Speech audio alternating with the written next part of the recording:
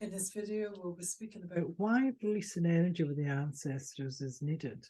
And by the end of the video, you'll be what is ancestor work, why it's important, the different ways to release energy with the ancestors, and how to connect with your ancestors for releasing energy, and the benefits of ancestral work. And I'm Varney, I'm a spiritual teacher, author, podcaster. And before we get into the content, please sure to hit the like and subscribe button. And also, if you're serious about manifesting at a really high level and connecting with your spiritual guidance and team, spirit team, or you're in the midst of a spiritual awakening, or you as I call, you put the magic glasses on and life's just never the same again, we really welcome you into the Spiritual Awakening Academy, where you'll learn how to connect to your spirit guides, your ancestors, your angels, your shamanic guides, so many others, and where we learn and practice ancient wisdom and healing, energy and manifestation methods. And also we go live a few times a month, practicing these things with the other students, and also there's self-led work in there too. And there's the link on, as you can see on the video, and also down below. So let's get on. Why releasing energy with the ancestors is needed. And so ancestral work is very powerful work that really is very important. If you have let's say you've got the same thing going on, it's went on with your mum, your granny, your dad, your granddad, it's went down the lines, you'll hear the family saying, oh, you're just like blah blah blah blah. And usually what's happening there is there's an ancestral line. There's something on the timeline that is either a curse, a vow, a contract that actually goes through. Sometimes it can miss a generation and go to the next, miss a generation, go to the next.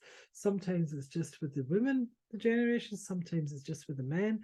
It really does depend what is going on, and you've tried lots of therapists and you just can't seem to get to the bottom of it. You've tried loads of healing techniques, and it's unbelievable what you've tried, and you just can't get to what it is that you need to release. But there's different ways, and also there's different energies, so for instance, if you've got a vow or a contract, something about anger, you'll feel that anger in the top half of your body, in those energy centers. There'll just be this rage, just up here, just all up here. And if you've got a contract or a vow, or even the fear is just down the middle, where the anger is just all over, the top half, whereas the fear, you tend to feel it in the middle of the body. If you've got one of happiness, because sometimes we do have contracts of being happiness. It's not always bad or negative contracts or vows. Excuse me. It's not always negative, but everybody seems to think there's always negative ones. No, there can be positive ones as well. And if you're, got the happiness, you feel it all over the body. You'll feel this intense feeling all over the body. But sometimes it can be overwhelmed with the happiness. Sometimes it can go over the. Somebody say, but how can you go over with the happiness? Trust me, it can. It really can. Or the sadness, you've got there's a real thing of sadness, and this you feel, you're just in the core here, more in the heart area, is you just feel that. And what happens here is you put a heart wall up with that sadness. Or if there's anxiety, you feel it round this area also as well. And remember the back also. And depression, you just go inwards. There's no feeling there at all, apart from just feeling cold. You just can't be bothered. You don't want anybody near you. You go alone. But there really can be a lot of contracts and vows and curses put on, especially when there's depression.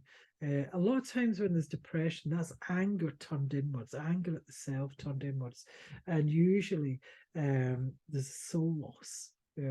Depression. So depression usually causes dissociation and what have you.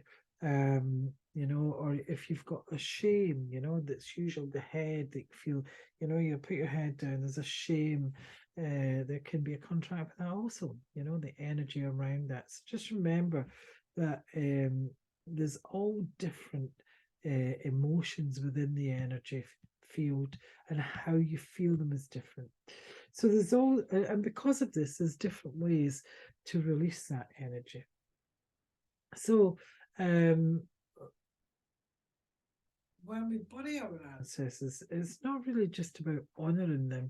You're also releasing their energy so it can circulate and help heal the energy.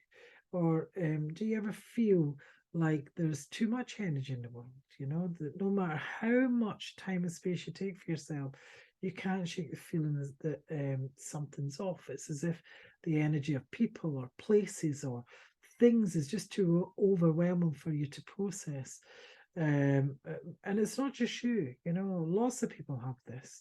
In fact, according to many spiritualists, this is an era where we need to release energy with our ancestors more than ever before, because it's time. It really is time because so many people are awakening to what is actually out there within us. And a lot of people who do connect to the ancestors as a way to release energy, this is honestly something very necessary, especially given the current state of the world. Here's why releasing energy with the ancestors is really needed right now. So the different ways to release energy, it depends on what kind of energy that you are actually holding on to.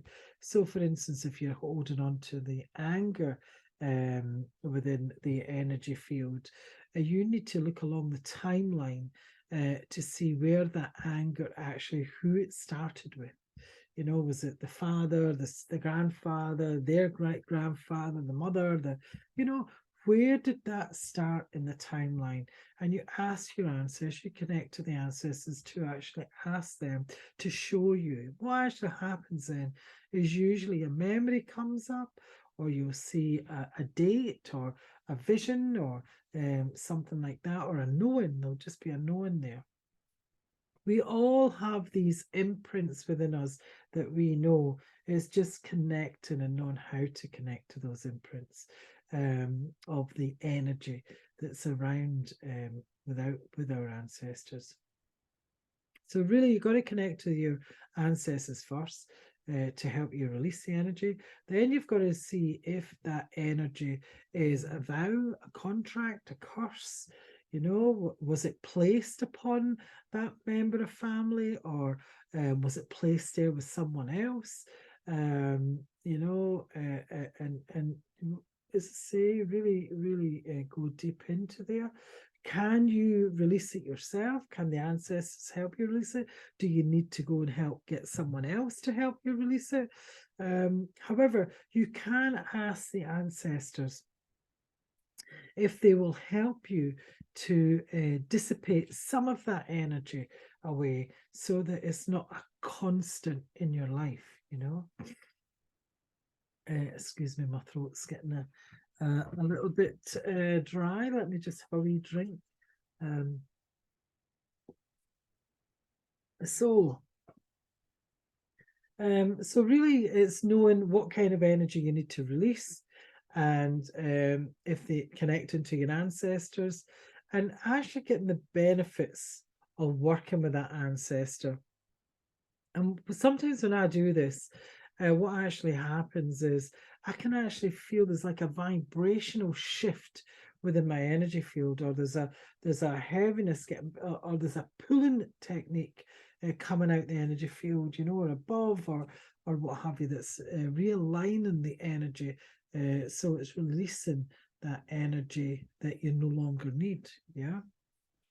But remember, if you have not had the growth lesson around whatever the energy of the emotion is, and you've not learned that growth lesson yet, especially if it's a karmic or soul contract, it won't release. Just always remember that. Yeah. But someone can actually help you to see if it is that or not. And we do that in the Spiritual Awakening Academy. Yeah. So, so really the benefits far outweigh themselves. They really do. Because think about it: if you're riddled with anger and you get anger at the least thing, you really and what that is a sense of powerlessness that's going on, a sense of loss of control, that you feel you have no control over a situation, and that ensues the anger. Yeah, just always remember that.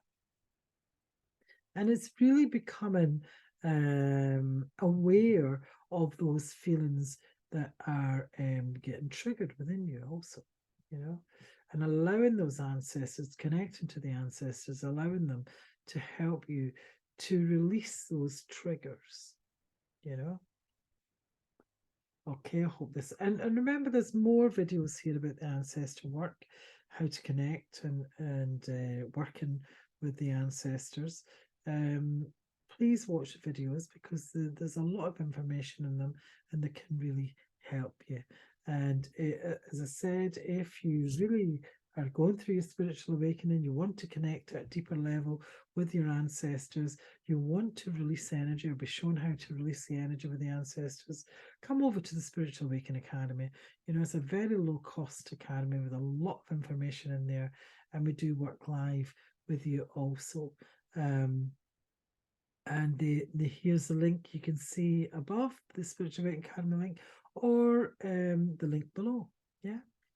Speak to you later. I'm Varney, spiritual teacher, author, podcaster. Speak to you later. Bye bye.